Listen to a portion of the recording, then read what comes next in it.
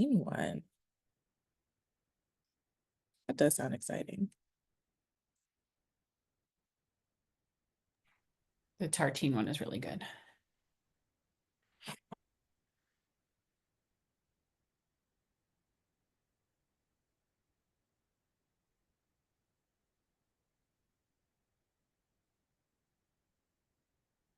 Ooh, a Cajun pecan cake? That sounds amazing. I'm gonna be very honest, I do not really like king cake. I think they're like dried cinnamon rolls. They are. But the Dong Fong one I will always eat. Oh, that's so nice. I think it's very sweet that your favorite wine, Luke, is your friend's homemade one. I'm Luke, gonna. if you have Sorry. a pic, you can send it for your favorite king cake graphic. Yeah, I was gonna do that today. I asked her earlier if she would like me to share it, so I'll pass that along to you. Awesome. I ordered two from Manny Randazzo's because that's the ones I like the most to send to Kansas City, and I just got them yesterday. But I'm also planning on ordering the one that Bryn recommended and also making my own this carnival season since I won't be there.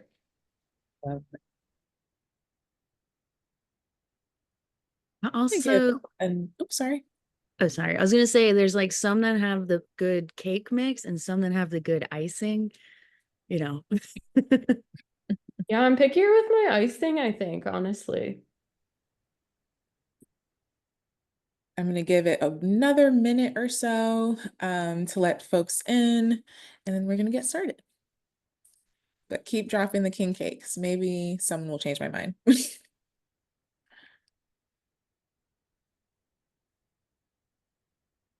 we also want folks to introduce themselves when they do that in the chat? Sure.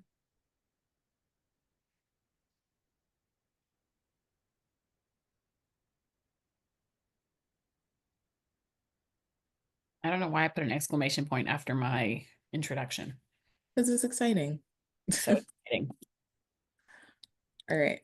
I think we're pretty saturated, so I'm going to get started. Thank you all for being here. For those of you who are new to this space, my name is Samantha Flournoy, and I'm the Regional Director for the New Orleans Food Policy Action Council, and I am here with my colleagues, who I'll let introduce themselves as well. Alyssa, do you want to start? Sure. My name is Alyssa Munoz. I am the current executive director for FPAC, and I reside in Huntsville, Alabama. And I will pass to Haley. Hi everyone, I'm Haley Holton. I'm program manager at FPAC, and I'm currently in Kansas City, and I'll be transitioning out, sadly. I'll pass to Bryn. Hey y'all, I'm Bryn Como. I'm the communications manager for FPAC, and I am here in Chile Gentilly. Cool. Let's see, I guess, yeah, Luke, are we, yeah. Yeah, my name is Luke, and I work between the New Orleans Health Department and FPAC as a food access specialist, and I am in New Orleans. I don't know. I think that's what we're saying, right? Yeah, I'm also in New Orleans. I forgot to say that. I'll pass it over to Daisy. I'm Daisy. I'm at the New Orleans Health Department also here at City Hall, and I'm a chronic disease policy person. Awesome. Or were we doing Great. only So- FPAC people? Sorry. Yes, I think we were. Yeah, yeah. Sorry, sorry. Okay, it's okay. That's my bad. Love Well, hearing you from all know Daisy who too. Daisy is now. Sorry, everybody. No problem. Thank you, Daisy. And thank you, everyone. I think Devin is also on the call. Apologies. Devin, not sure if you're in a place where you can introduce yourself as FPAC staff or part staff.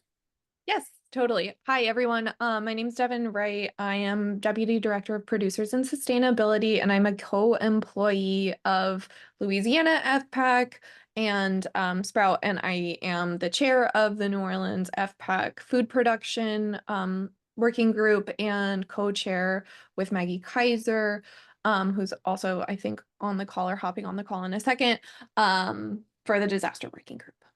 Awesome. Thank you so much. Bryn, can you go to the next slide?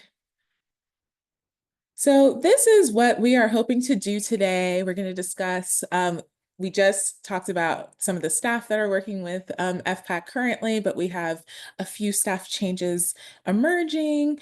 There's some things that we are sharing in terms of like programming, including the membership launch.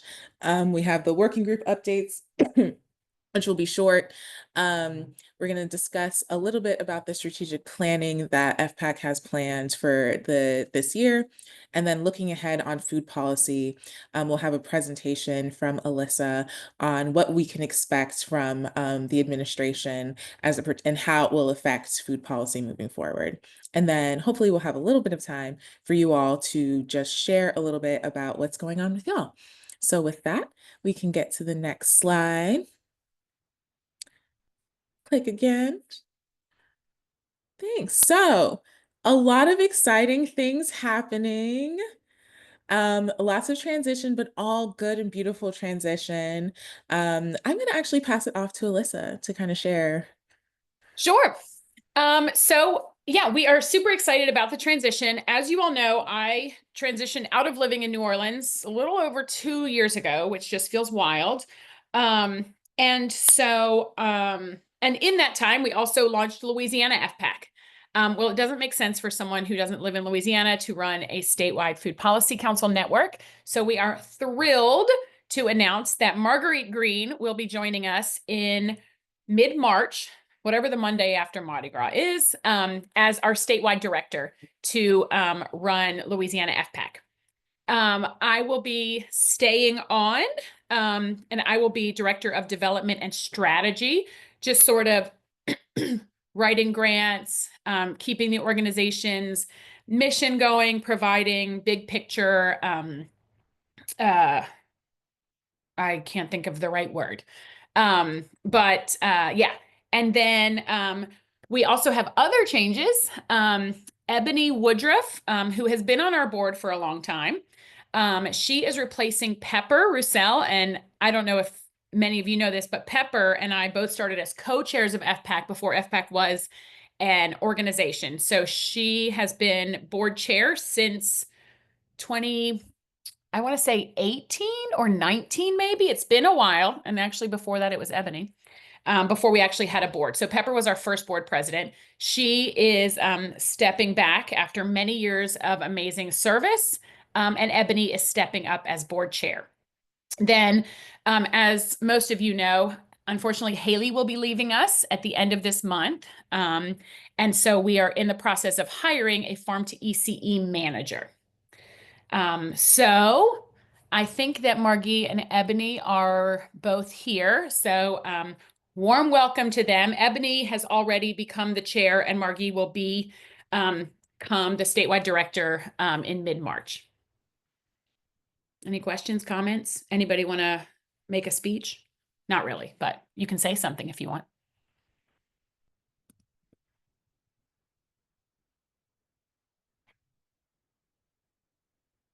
Okay. We will be having a formal announcement go out early next week, just sort of letting everyone know and kind of digging in deeper to what each of these roles will be doing. But this is amazing growth for FPAC, and I'm super excited to welcome these two amazing ladies into leadership. Awesome. Thank you so much. Mhm. Next, we'll talk about our membership program. So, we have had people participating in our working group for quite some time, like from the beginning, right? And it's been a pretty informal process. There was a point at which before FPAC was a formal 501c3 with a board and steering committee and staff, that there were voting and non-voting members. And then once that became unnecessary, we kind of let that kind of go to the wayside in terms of like formality, in terms of membership. It's been a beautiful wave of people coming in and out as folks feel driven to participate. And I think by reviving the membership program in this new iteration, It will provide a little bit of a container to allow folks to know how they can be involved fully across FPAC, get the full benefits of what we have to offer in terms of knowledge exchange and technical, well, maybe not technical assistance, but like assistance and expertise around policy, food policy. And then allowing you all to exchange and network with each other. So with this membership launch, not a lot is changing. It's just a way of tracking, especially on my end, so I can make sure that everyone who wants to stay informed can stay informed. So the expectation for folks who become an FPAC member is that you attend the bi-monthly FPAC general meetings. Good job, y'all. You're already doing it. Participate in at least one working group of your choosing. And this is not to say that if you only come to the general meetings that you can't consider yourself a member. And you know, by asking you all to participate in the working groups, it really allows you to tap into sort of the advocacy piece of our organization. So that is an invitation. Sign up for our newsletter so you can stay up to date on meeting announcements, on policy updates, on any resources that we become aware of for the working groups. And then to formally become a member, all you have to do is fill out a Google form, and it's really fast. It only takes about 5 minutes. So the QR code on the screen will take you to the form. Even if you have been coming to the meetings, even if you have already been attending and participating in the working groups, I ask that you please fill out the form. It just allows us to keep track of who's who and what's what, and to ensure that if you decide that you want to go to another group, that I know about that, and that I can help facilitate an easier process in that. So current and interested members, please fill out the form. I will also say that if you fill out the form and decide that you don't want to do either things, come to the meetings, that's okay. I'm not going to hold you to it. This is really just a way to keep everything transparent and just formalize it a little bit. Yeah, can I add? Yeah, please. Yeah, another thing, you know, we are the like advisory body to the New Orleans City Council on matters of food and ag. And as part of that, you know, we have to tell them sort of who is membership of FPAC. And so we want to have a way to kind of record that so that we can show our collective power. As well, we want you all to be able to say we are a member of FPAC and have kind of a way to not prove or systematize it, but a way for us to have like a mutual understanding for like grant applications or just to kind of show our power as a coalition. That's all. Thank you. And then in the vein of wanting to formalize things, provide containers, we're also providing some programming, or at least providing programming that's a little bit more formalized and regular. Bryn, can you go to the next slide?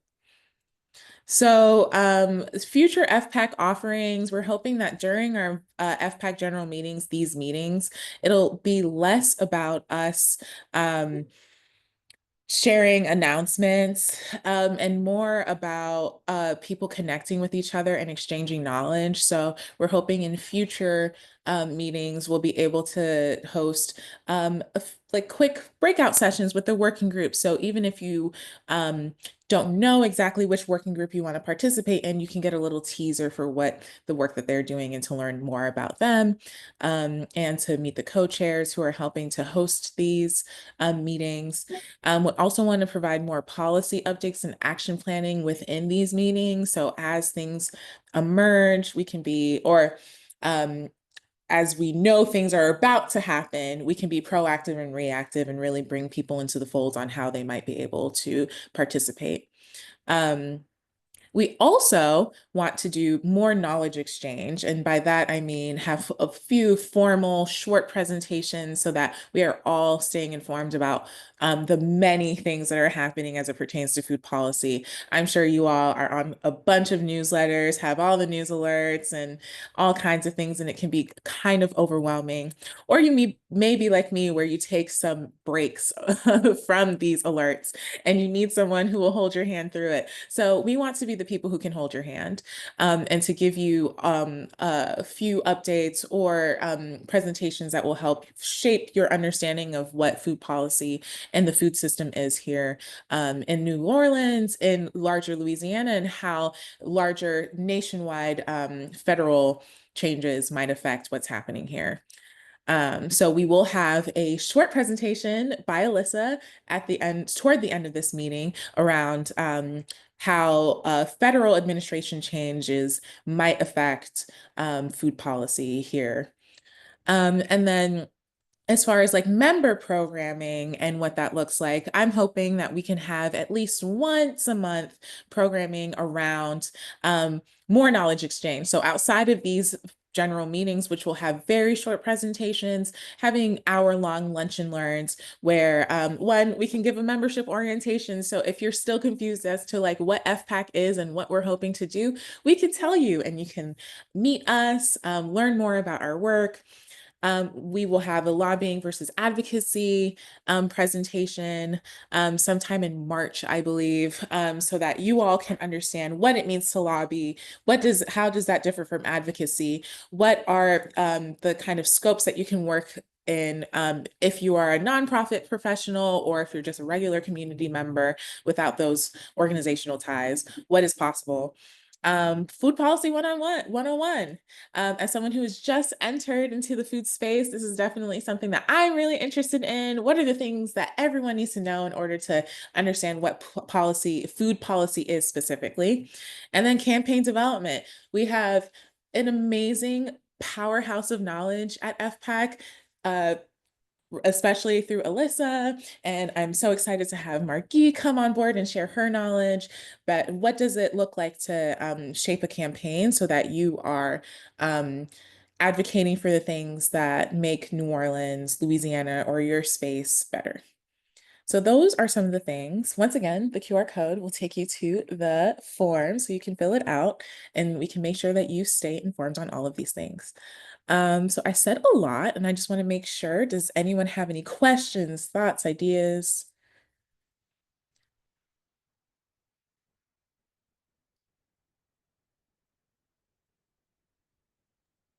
Lovely. Thank you to our steering committee who helped us shape these new membership guidelines and benefits. Yes, thank you so much to the steering committee. Could not have done it without y'all. All right. Now on to the working groups. You can go to the next slide. So we are entering our strategic planning year at FPAC, which I will explain a little bit more. But what that means is that some of our working groups will be on hiatus as they are planning and coming together to figure out what does the group look like in the future for 26 until 2029. What is the work that they'll be doing? What are the things that they'll be focusing on?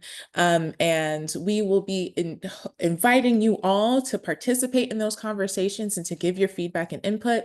So please be on the lookout. Just because they're on hiatus does not mean that they are not working. The working groups will continue to be working just in a different capacity. And so business development, climate and disaster, and food production will be on hiatus, meaning that they won't have regular meetings. But we will keep you informed when they will be meeting, inviting you to provide feedback and insight, like I said. And then we still have food access and seafood who will be meeting regularly. Luke and Haley have been doing the food access. Haley will be rolling off at the end of the month. So then it will just be Luke for a little bit until we hire someone else. But I would be remiss if I did not mention the work that Haley had put into running the food access working group. So shout out to Haley and to Luke for holding it down in the meantime.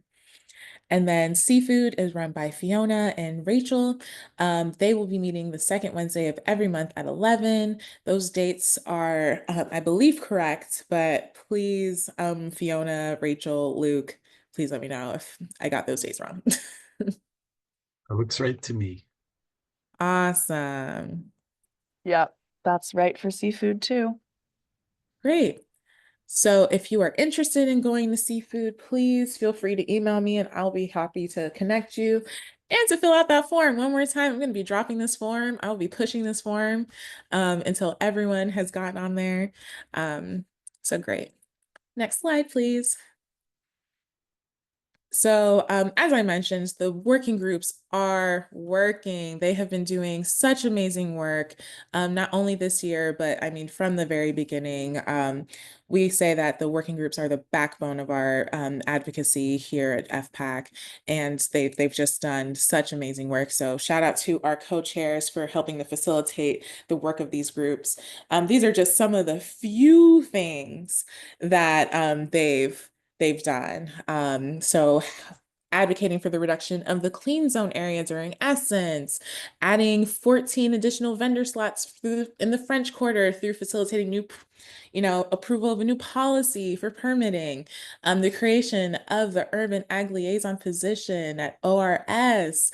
Grace is actually here. Shout out to Grace for doing that. If you have not met with Grace, I highly recommend it.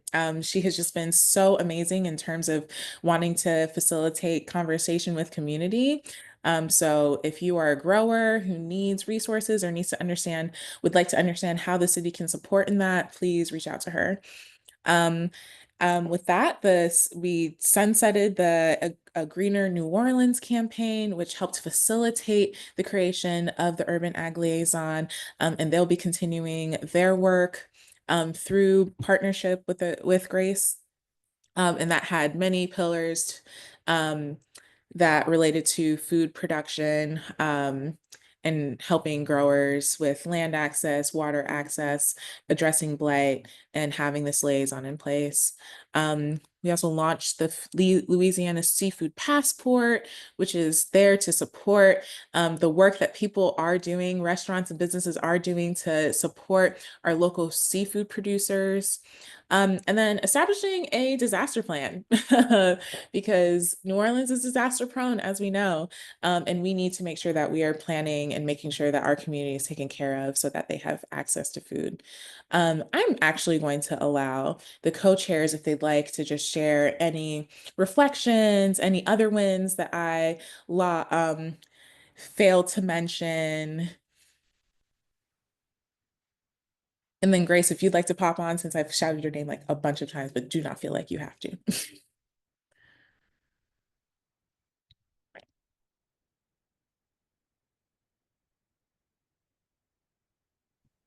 I'll pop on for climate and disaster working group to just say that we had our second annual climate convening last week. We did have to cancel it because of a potential disaster. So it's all, I don't know. We're just watching it play out in real time, I guess. Cancel halfway through. Yes, thank you, Devin. We did all get together for a little bit of time, but yeah, but just really happy for the turnout at the second annual one. And that just means that our work is needed. So. Yes, absolutely. And it was a beautiful convening for the parts that we were able to enjoy. I can't wait for the next one. Anyone else?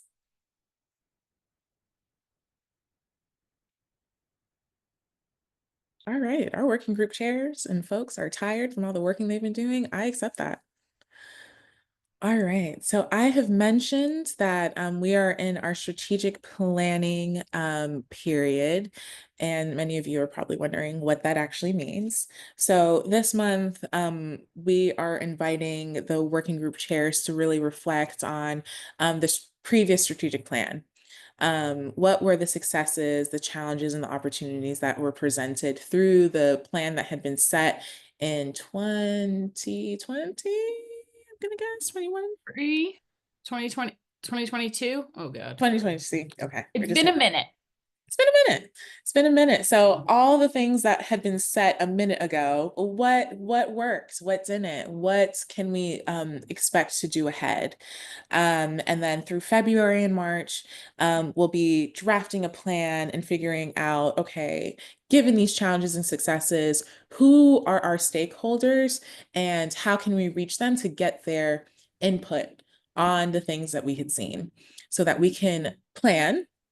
And after collecting all that feedback from our stakeholders, which will range from nonprofit professionals who are in the space, nonprofit professionals who aren't in the space, community residents, business, food business folks, restaurateurs, anyone who is interested in food advocacy or has a lived experience of around any of these issues, growers, farmers, getting their feedback so that we can shape a policy plan and for what we will do for the next 3 years.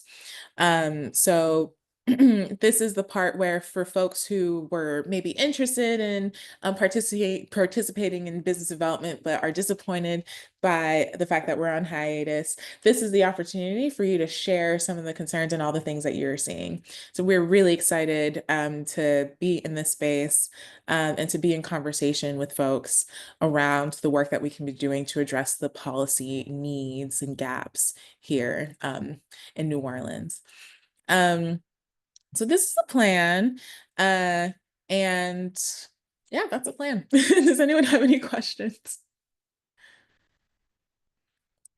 Thoughts, reflections?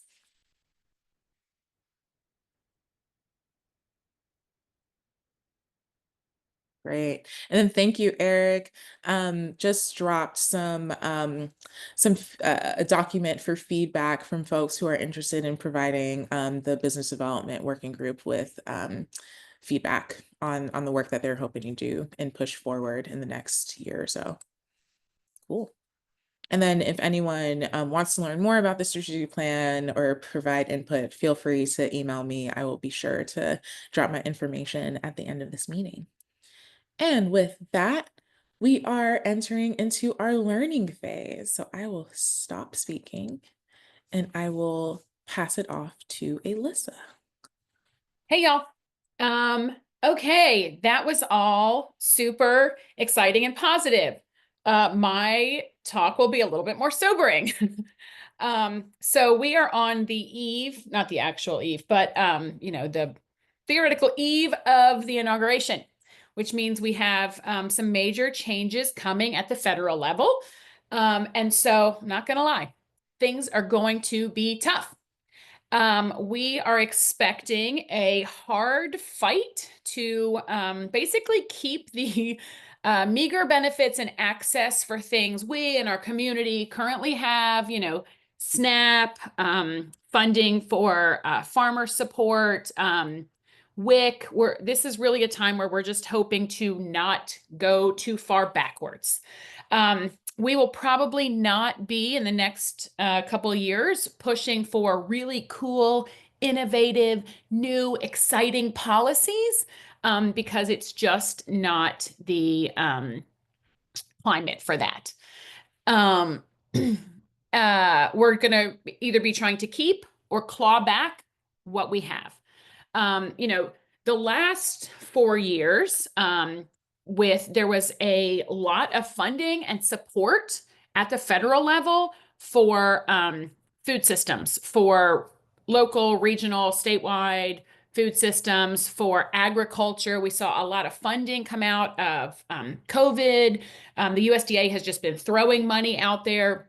We anticipate that a lot of that, not crying, just have something in my eye, will sort of dry up or stop. In fact, for those of you who are on many of these listservs, you have probably seen that the USDA has just been like making it rain grant opportunities lately.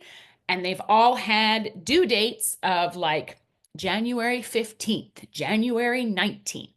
That is not coincidental that it is all due and promised before the inauguration. So we do not expect many more of these sorts of large-scale funding to come out. So what does that mean?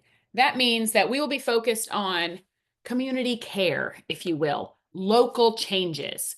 In 2016, when FPAC was just sort of becoming our own nonprofit, during the last, we'll say, unfriendly federal administration, we focused on local and statewide for new policies and innovation and cool sort of growth. Unfortunately, because of the way the state has also shaken out with elections, that will also be challenging. So, for this group, for NOLA FPAC, I think there will be a focus on local, trying to get some local changes.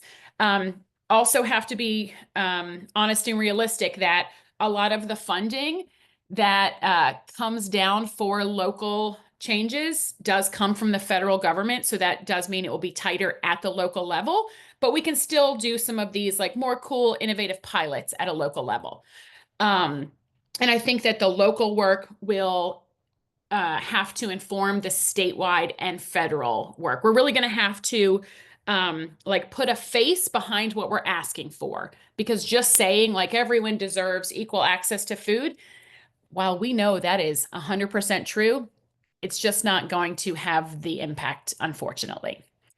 It doesn't mean we don't fight. It doesn't mean we don't keep pushing for the things we believe in. It just means that we have to be more strategic and sort of realistic in what we ask for. And we continue to stay true to like our mission and vision. And so, like I said, we'll have to be strategic in how we sort of pitch things while being true to who we are. One example is if we're looking at, SNAP benefits. One way we may start pitching that, which is what we did for Grow the Good at the state level, is looking at the economic impact. So, like SNAP benefits bring in this much money for your local economy, or for your small business owners, or for your farmers. That could feel a little weird, maybe yucky to be like, we have to, I just want to acknowledge that it might feel weird to be pitching it in a way that speaks to the language of the folks who we don't necessarily agree with.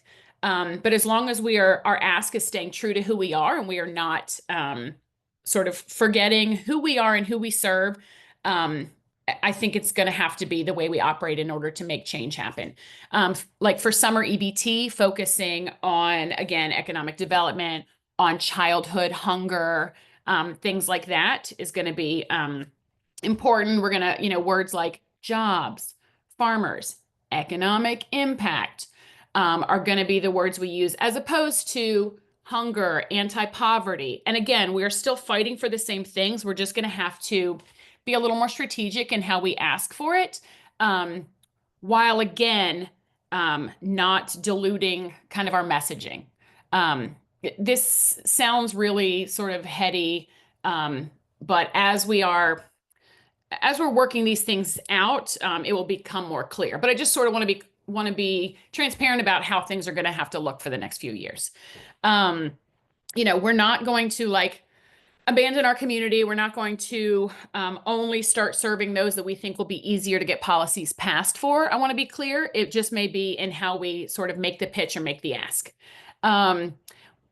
I keep saying this is going to be a time of leveraging. We're going to have to leverage the power that we have as a collective. We're going to have to leverage the funding that we have. We're going to have to leverage the trust that we have with policymakers in our community to make these, either make changes or keep things the way they are.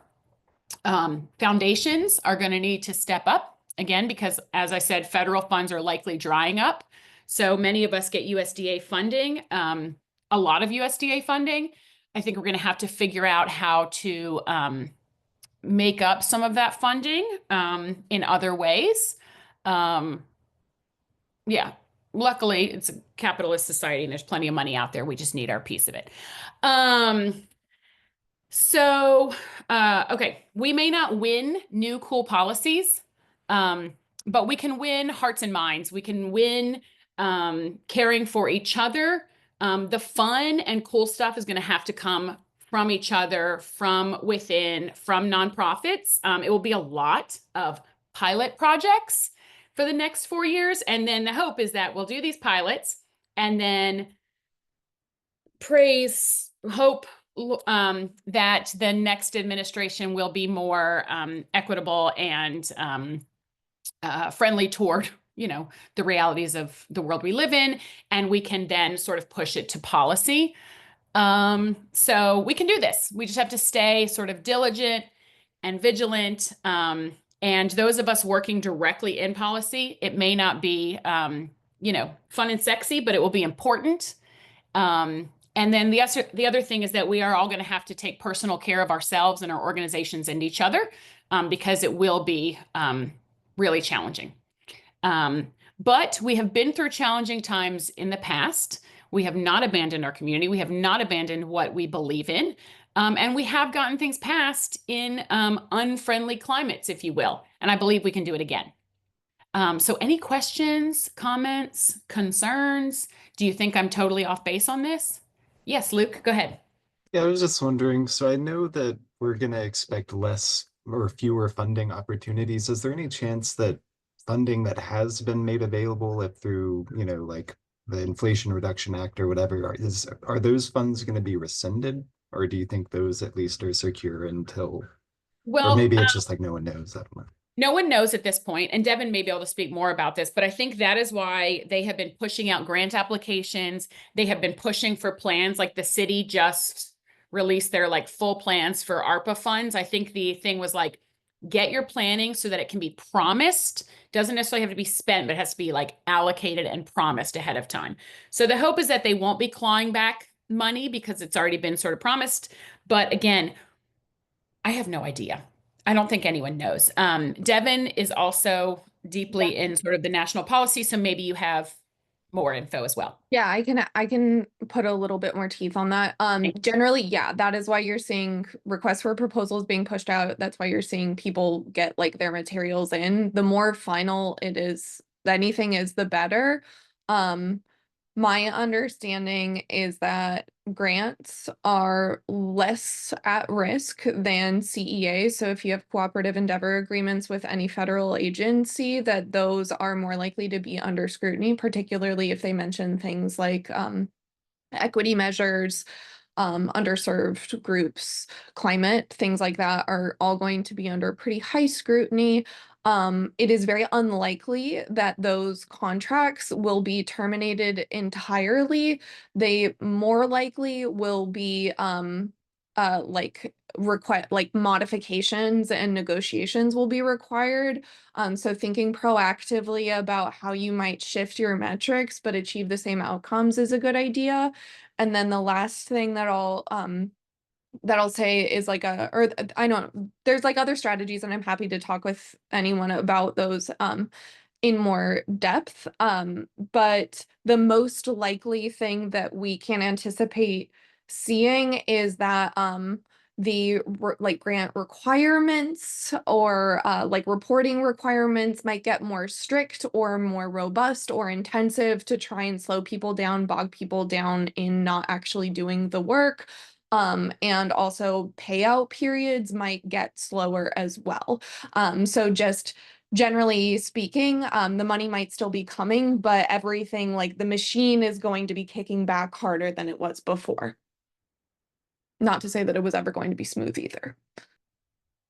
The other thing, thank you, Devin, that I forgot to mention, but I put in the chat is that we do not have a farm bill yet. So it will now be a Republican-led farm bill. And that, for those of you, many of you know it, the Farm Bill funds basically everything in the food system. I dropped our Farm Bill 101 in the chat. But we are not sure yet what that means. There are some things in the Farm Bill that are called mandatory funding, but they haven't set the funding levels for those. So even though they have to fund them, they could fund them at $1. You know, for instance, I don't think they will, but so there's a lot of nuance and a lot of unknowns, unfortunately. But that is where this network comes in. We will be keeping you all very up to date on things. We will be sending out sign-on letters, opportunities for advocacy, you know, ways you can get involved, what we know, because I think there might be a lot of changes that will impact the communities we serve with SNAP changes, work requirements, WIC, all sorts of things. And so we are going to try to be, as much as we can, a conduit of getting that information out as quickly as possible. I could go on forever, so I'm going to stop and see if there are any more questions.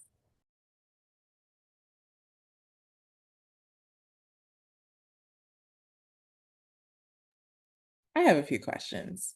I'm curious if you could speak a little bit about what you are hoping the statewide working group will work on, as we have LAFPAC, right? What is possible? Like what work can be done if not directly through policies? Is there like engagement with donors, or is there statewide Yeah.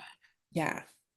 So we are in the process of formulating the LAFPAC statewide priorities. But I think a lot of it is going to be very similar. It's going to be like keeping what we have. And what's interesting is that I don't know if interesting is the right word, but there are some things that the federal government allows that Louisiana doesn't necessarily take advantage of all the time.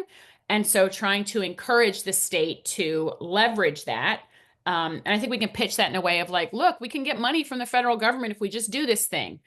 But I think, a lot of the federal programming comes through the state. So we will be really working on making sure that the state takes advantage of what is available and uses sort of the power at the state to lessen the impacts potentially of federal changes. We will also be similar to, New Orleans FPAC, like letting everyone know about the changes, trying to, there's lots of great groups who have like big policy teeth and lobbyists at the state level who will be working really hard. There's going to be an anti-hunger day, lobby day at the Capitol. I think this coming legislative session is going to be hard.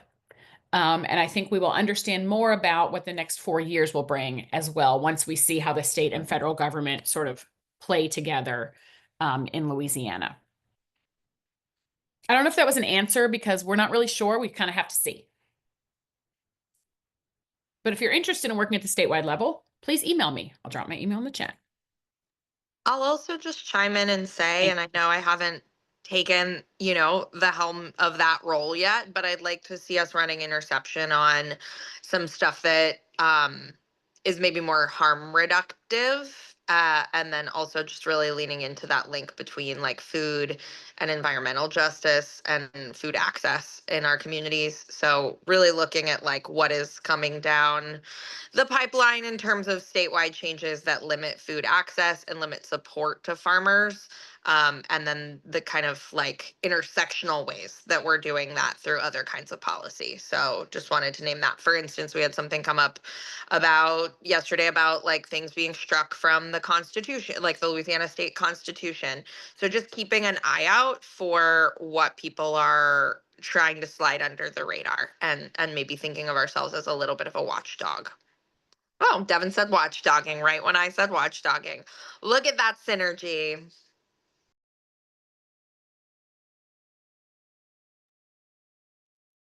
I want to take a moment to invite anyone to ask any questions concerning this. I know there are a lot of feelings around this change in administration, but I think naming whatever questions, ideas, suggestions, it doesn't just have to be questions. It could just be ideas and seeing how feasible those things might be.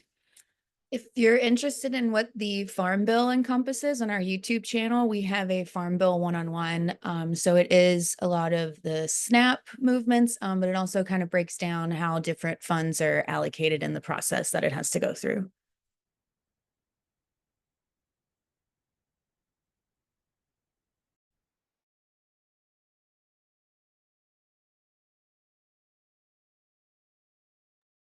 The last question I'll pose is, do you anticipate there are ways that we might engage with donors differently to kind of speak to this need that will emerge because the federal government, state government won't be able to, fill those gaps.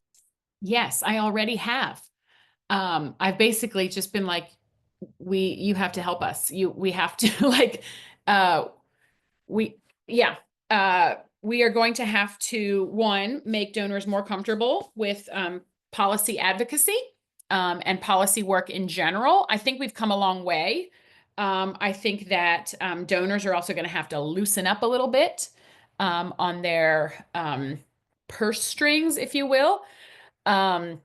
And I think that just explaining, like, the last few years, we've gotten a lot of traction from funding from the federal government. We will not anymore, but we cannot abandon Louisiana. We cannot abandon the people in Louisiana. And so we have to figure out how we are going to make that up so that, we don't. It's really easy to undo things. It's a lot harder to rebuild them.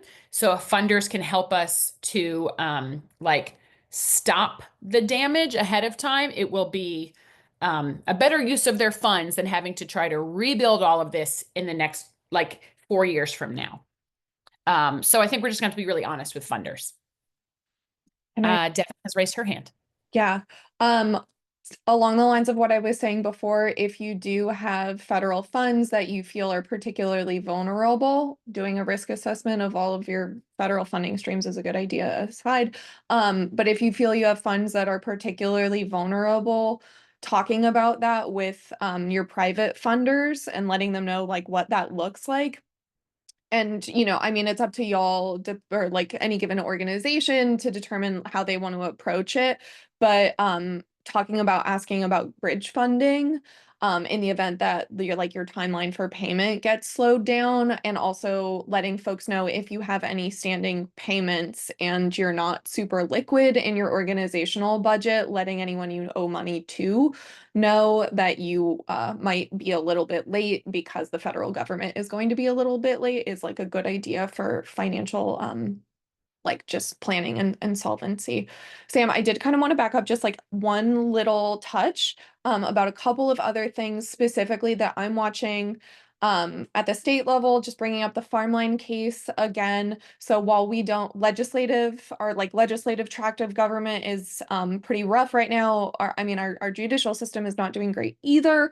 But that's another kind of way that we can do policy advocacy and litigation-based advocacy. So there is the Farmland, the Vote v. LeBlanc case aimed at, protecting incarcerated farm worker rights or stopping the farm line at Angola State Prison. So just wanted to kind of name that. Feel free to get in touch with me if you want to know more. And then also one thing that I'm hearing on the national level that's kind of creeping around the nation is pesticide preemption specifically. So preventing individuals or communities from leveraging legal claims against multinational chemical companies for poisoning them and causing health issues. So thinking of specifically Bayer creating chemical pesticides that are applied on fields, and then communities that are adjacent to those fields getting cancer, resulting pretty directly from those pesticides not being legally precluded from suing those companies, giving essentially Bayer legal immunity. We have been flagged as one of the states where we are likely to see one of those bills coming through. So again, thinking back on that watchdogging, yeah, if anybody is interested in specifically staying in touch on that, I'm kind of, well, wheels are turning for me.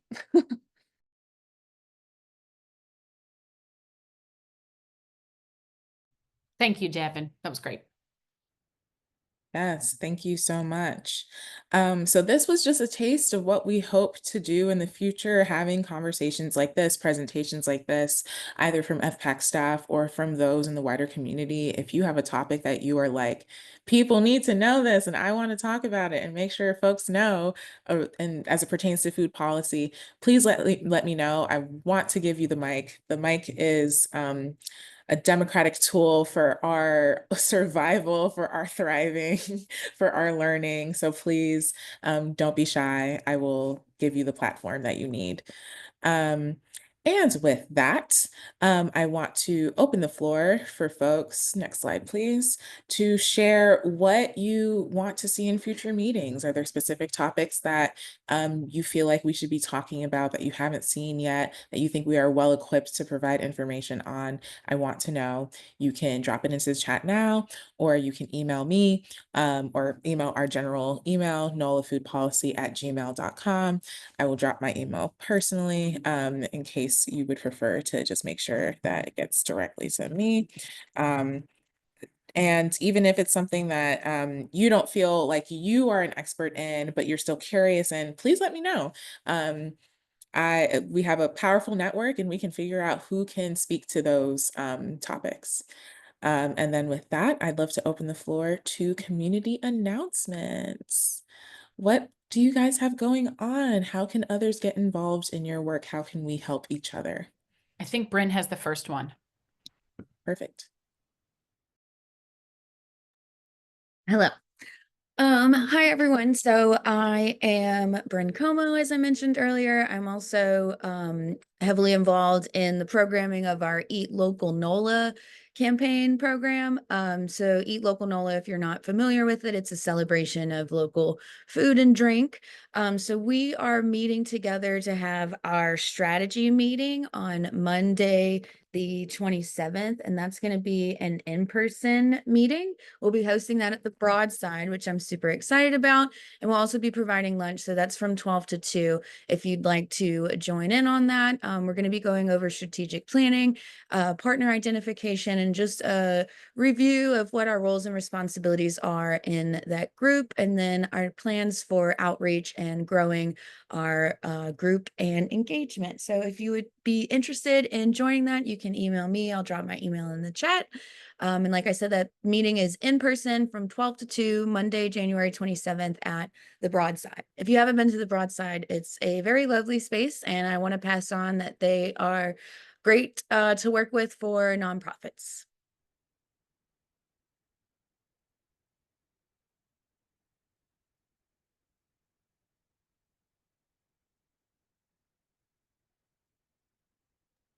I invite you. Just, oh, sorry. I was just gonna say, I just dropped a flyer in the chat that was shared with me earlier today. It's for a community health day that Recirculating Farms is hosting at the beginning of February. So I just wanted to help put the word out there for them in case anybody would be interested in attending, or maybe, I don't know if they're still looking for partners for it, but thought it could be a good opportunity. Thank you.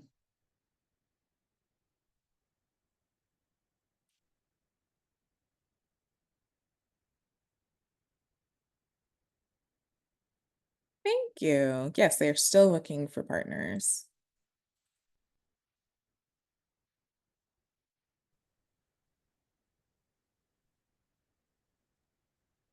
Anyone else have Hey. cool stuff going on? Yeah, it's Eric. If any food businesses are looking for commercial kitchen space, I have been in contact with a couple commercial kitchens, some restaurants that have closed down, as well as some bars that have permitted commercial kitchen space. So if anybody does know of anyone in the food world that needs that, feel free to reach out. I will drop my email in the chat. Thanks. Thank you. Hi, everyone. This is Fiona I'm with the Coalition to Restore Coastal Louisiana, and I run our oyster shell recycling program as well as co-chairing the seafood working group. I wanted to share that we have a couple really fun events coming up related to the Super Bowl. So on February the 3rd, the Monday before the Super Bowl, we are having a volunteer event. We're building a living shoreline in conjunction with the NFL Green Team. So I'm dropping the registration link in the chat if you want to come out. It'll be really cool. There's going to be food trucks, and, we'll be using recycled shells to build a living shoreline, and we'll be planting native plants. So come out if you are available. It'll be really, really fun. These are some of our most popular volunteer events. And then if you can't make that, I would direct you to another link that I will share shortly. That is for Oyster Night, which is on the 5th of that week, February 5th. It's just kind of a celebration of all things oyster in New Orleans. So a bunch of restaurants are going to be doing specials and things like that. And we want to see how many oysters can be consumed on that night. So I'll share the link to that as well and maybe see you out there. That sounds so exciting. Thank you for sharing. Fiona, Margie had a question in the chat for you about if you, oh, never mind. Looks like you are in the chat, so you can see it. Yes, I did see that. We don't really do that. No, we prefer for our shells to go towards coastal uses, unfortunately. As a friend, I could probably give you some, but like officially, we want all of our shell to go back to the coast and or for art endeavors.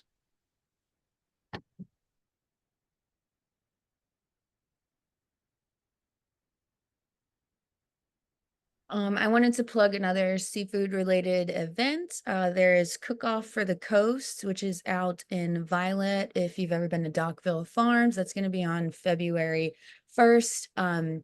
The website has all of the different teams that are competing, and I believe the cutoff has already happened for folks that are interested in competing. It's free. There's a bunch of good food. It's super fun, and it's about 20 minutes, down the road outside of New Orleans.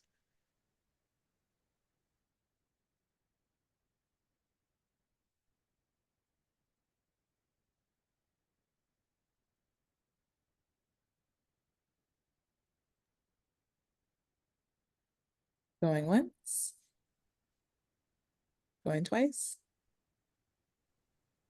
I have just a Well- quick, oh, sorry. This is a Go for quick it. plug. It's not for my organization. It's just a public service announcement. But cabinet nominations are still in the works. And you can, if you have any feelings about, I don't know, our HHS cabinet nomination, you can email our senators, Kennedy and Cassidy, and let them know how you feel about the nomination for HHS and any of those that you might feel strongly about. But That's got at a the nice federal spot. level, correct? That's at the federal level. Yes. Yes, this is our federal cabinet nominations are still in the works. So as a public health professional, I feel particularly strong about our HHS cabinet nomination. And so I've already shared with our senators how I feel about that. And I encourage you to do so as well if you so choose. So thanks for letting me share. Thank you. That is really important. I appreciate you naming that. All right. Well, thank you, everyone. We are at time. Thank you so much for taking the time to be with us, to be in community, and to discuss these things. I am so excited to continue these conversations, to continue to have these meetings. I will be here in case anyone has any questions they'd like to pose to us personally. But with that, thank you so much and have a wonderful day. Thank you. Thanks, everyone. Bye, y'all.